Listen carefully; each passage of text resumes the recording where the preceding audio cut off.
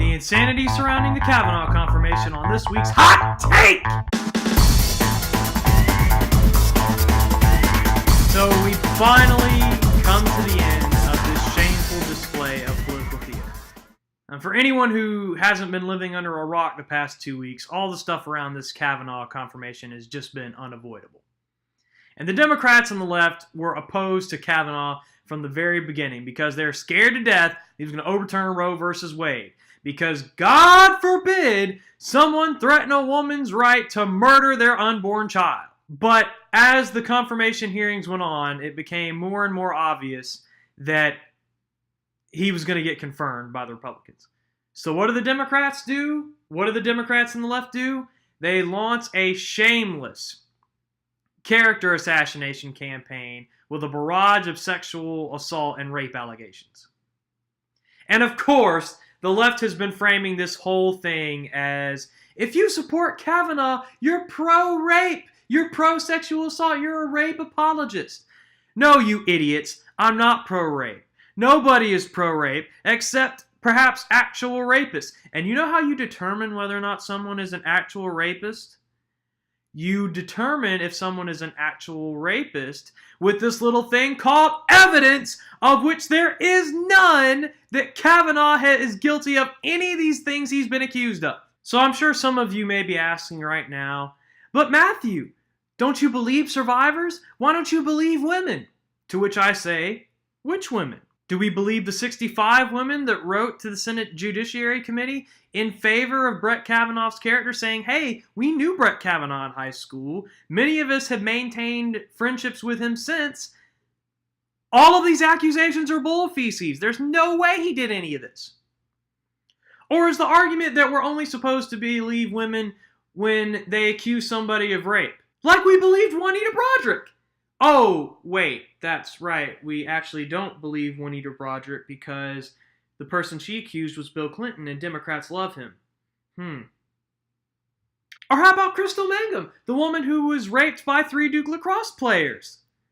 Except it turned out she actually made that up and is now in prison for murdering her boyfriend. Now, look, this is not to say that we shouldn't take accusations of rape and sexual assault seriously. And I understand that it's very difficult for women to come forward with these allegations. It can cause them to relive the trauma. They're scared of not being believed. They're scared of their privacy being invaded. I understand all of that. And indeed, more often than not, they are telling the truth. So we should take such accusations seriously. And when these accusations against Kavanaugh first came out, I took them seriously. Even though I was suspicious of them for numerous reasons that I'll get into in a minute. I read them with an open mind. I watched Dr. Ford's testimony with an open mind. I read Julia Swetnick's accusation with an open mind. I read Deborah Ramirez's accusation with an open mind. And even some of the ones that have come out since then I've read with an open mind. And when we can prove that an accusation of rape or sexual assault is true, we need to find this rapist, prosecute them, convict them, castrate them, and then execute them. Because I think we should absolutely have zero tolerance for rape in our society. But with these accusations, there's been cause for suspicion from the very beginning. First of all, there's the timing of their release. Dianne Feinstein had Dr. Ford's allegation in her grubby little hands for almost 2 months before she did anything with it. She waited till the absolute last minute when it was a near certainty that Kavanaugh was going to get confirmed to mention anything about it. And she's tried to defend herself against such a claim by saying, oh, well, Dr. Ford asked me to keep it confidential. The problem is you could have easily asked Kavanaugh about this allegation without mentioning her name. And considering that her name got leaked to the press anyway, you didn't do so hot on that confidentiality part, Dianne. So then the Democrats demand that Dr. Ford gets a hearing, that the Senate Judiciary Committee listens to her story. And then she stalls them for a week by saying, oh, I don't like flying, I'm afraid to fly, you need to come to me, or I need to drive, or blah, blah, blah. Apparently, someone made her realize that no, the Senate Judiciary Committee is not going to come to you. So she finally overcame her fear of flying and got on a plane and flew to D.C. And it's obvious that her fear of flying is not very strong considering how often she flies from her own statements. And like magic, during that time that she was stalling, or that her lawyers were stalling at least, for that hearing, more allegations came out. One, Deborah Ramirez claiming that Kavanaugh exposed his junk to her at a party, and another named Julie Swetnick claiming he was part of a gang rape scheme in high school. And keep in mind that for all three of these allegations, and the other ones that have come out, there's not a shred of corroborating evidence for them. There's nobody else outside of the accusers who can actually corroborate the claims and say, yeah, I was at that party, that happened. Not only is there nobody else who can say that those things were happening at these parties, there's nobody else who can even say that the specific parties that the accusers are talking about even took place. In Dr. Ford's case, all three people who she said were at the party, besides her and Kavanaugh, which would be this guy named PJ, Mark Judge, and her friend Leland, all have said, either through sworn statements or, in Leland's case, her attorney, that they have no recollection of any such party ever taking place. In Swetnick's case, she contradicted her own sworn testimony in an interview with NBC. In her sworn statement, she said that Kavanaugh was definitely present at these gang rapes. In the interview, she says, quote, I cannot specifically say that he was one of the ones who assaulted me, talking about Kavanaugh. What? What do you mean you can't specifically say he was one of the ones that assaulted you? If you don't know that he was one of the people who was raping you, why are you even mentioning any of this? You're just gonna throw an accusation at somebody because he may have possibly been one of the people that raped you? You don't know? And on top of that, supposedly she went to 10 of these parties and knew that gang rapes were going on the whole time, and she kept going to these parties and she never informed the police. How crazy is that? And again, just like Dr. Ford's testimony, there's not a single person that can back up her story about any of these parties taking place. And it's obvious that in her sworn statement, she, at the very least, misled people on Kavanaugh supposedly spiking the punch. In her sworn statement, she said she personally witnessed him spiking the punch bowls. In the interview, she said, oh, well, I saw him near the punch bowls. I couldn't tell if he was doing anything, but he was near them. You know another reason Kavanaugh might have been near the punch bowl? Because he was getting freaking punched! And again, that's assuming these parties ever happened, which Kavanaugh denies, and nobody else other than Swetnick is able to say that they happened. And yet, we're just supposed to believe these women. We're just supposed to believe them. I can only assume that the left, particularly the feminist left, thinks the public should react to rape accusations the same way that women generally want their husbands and girlfriends to react to said woman telling them about a bad day at work, which is to say they don't want you to be critical, they don't want you to question anything, they just want you to sit there and listen and validate their struggle and say like, wow, that must have been really hard for you. And I'm not poo-pooing that general idea of acting that way in interpersonal relationships, because most time in an interpersonal relationship, even if the person telling you the story is wrong or their perception is flawed somehow, maybe they think someone was being a jerk when they weren't really being a jerk or what have you, it's not really that consequential.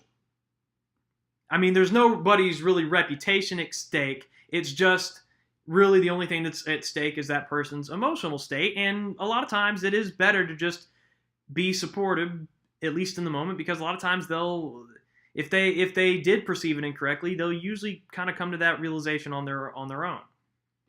But when it comes to matters of justice, when somebody's reputation is on the line, when in the case of Kavanaugh, if someone had brought charge against him, the man, and he was convicted, he'd be in prison right now. I'm sorry.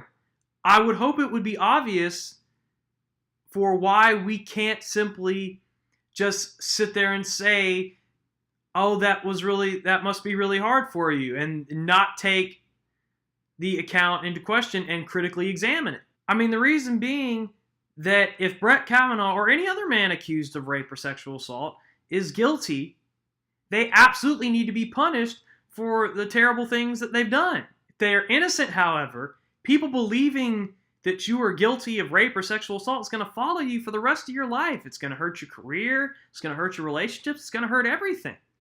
Just like the trauma of being raped stays with a woman forever. So with that in mind, the stakes are too high to not critically examine the stories of both the accusers and the accused, with the goal of getting to the truth. Not her truth, not his truth, the truth. But some people have this idea that we shouldn't have a presumption of innocence when it comes to the court of public opinion.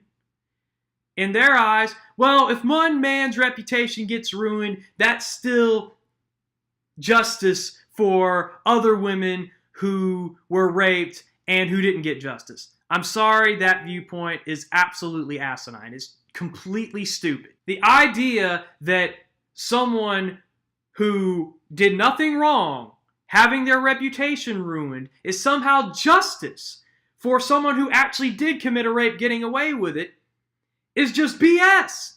Collective justice is not a thing. And to go further with this idea that we should just believe anybody who makes an accusation, if I accuse Kamala Harris of murdering somebody, should people just believe me? Without a second thought, after all, I made the accusation, why would I lie about it? I mean, it's just stupid. It really is. And I know buried deep within there, I think there are some good intentions. There's people who want rape and sexual assault to be taken seriously. They want women to feel comfortable coming forward so that we can bring these people to justice. I believe there are people on the left who genuinely believe that. And to the extent that there are, I agree with you. I want rape victims to get justice too. I want rape victims to feel comfortable coming forward.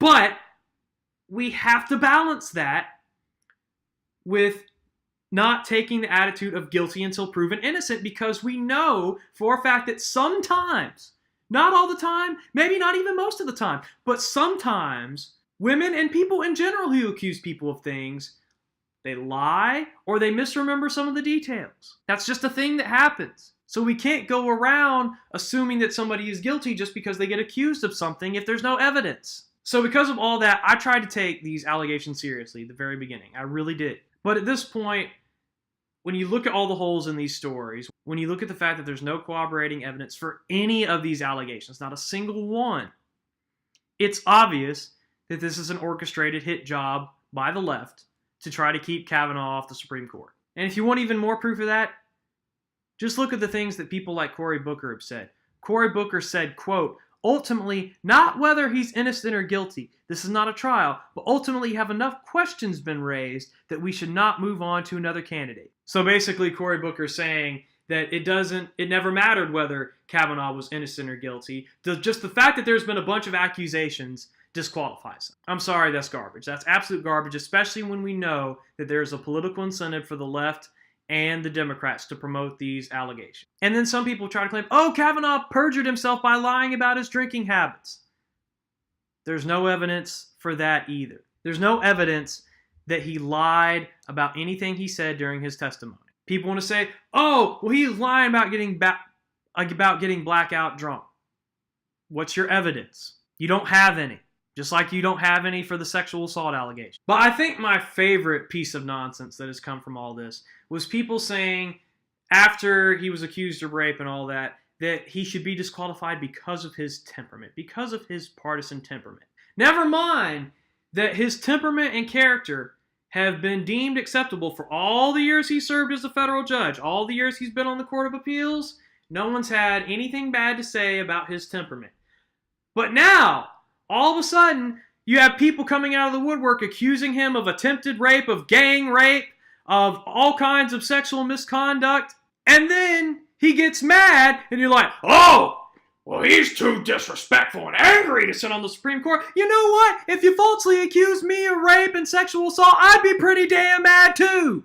You cannot expect someone to sit there and be accused of rape and have their good name dragged through the mud and not be upset about it. And how is he supposed to react? Is he just supposed to sit there, are you a rapist, Mr. Kavanaugh? No. I mean, I'm not opposed to the concept, but I didn't do this particular thing.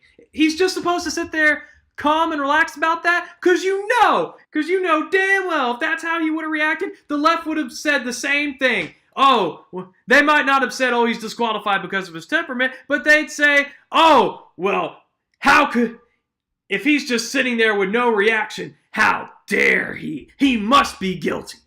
That's exactly what they would have said. And frankly, he was a hell of a lot nicer than I would have been to these people. I would have told every single Democratic senator that they can all go take a long walk off Short Pier. That's the PG version of what I would have told them. Like, you want proof, like, from a personal story of just how crazy this whole thing got? My sister, my little sister, who despises politics. She hates it. She avoids talking about politics whenever possible. When I called her about a week and a half ago, she asked me what my opinion, she brought it up on her own volition. She asked me what my opinion was of this Kavanaugh thing, and I tried to give her kind of a sanitized version because I didn't want to influence her opinion too much. And then she proceeded to vent her frustrations about all these people who were so sure that Kavanaugh had done this, because my sister had watched the Fox News interview and she'd watched his testimony, and she's like, that man is innocent.